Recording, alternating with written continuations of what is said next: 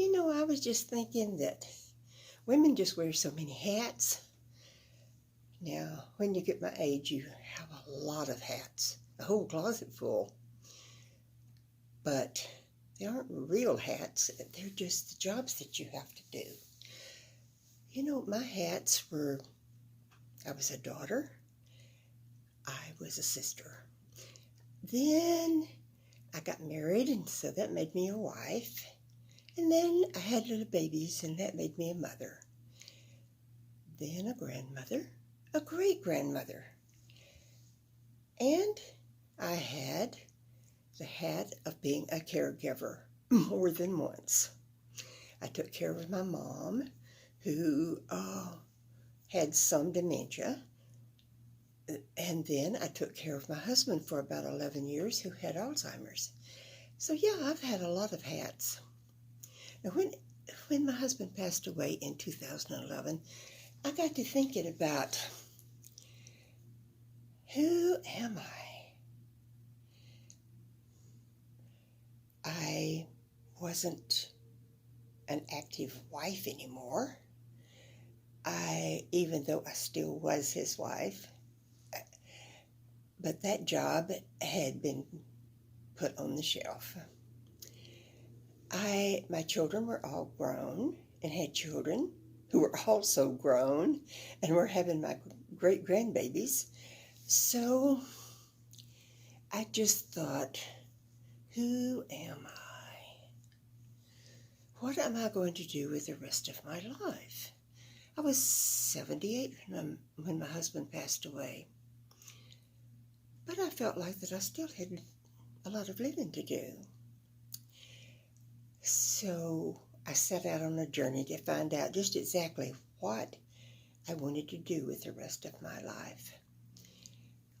I went to therapy for a little while. I'm not sure it helped all that much. I read a lot of self-help books. I even did a workshop thing that tried to teach you how to discover your best potential. But at the end of all of that, I came to the conclusion that now was my time to put on the me hat. I had no responsibility for anyone except for myself. And that was a pretty good feeling.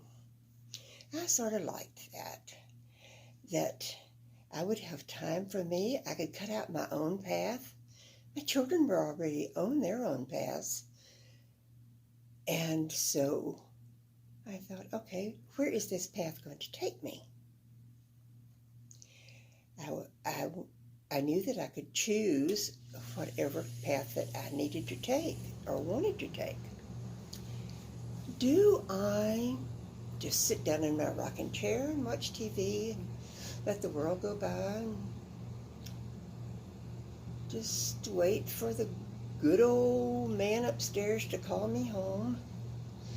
Or do I really do something that is entertaining and interesting and exciting and make the very most out of my life now? So I was like, yes, this is what I want to do.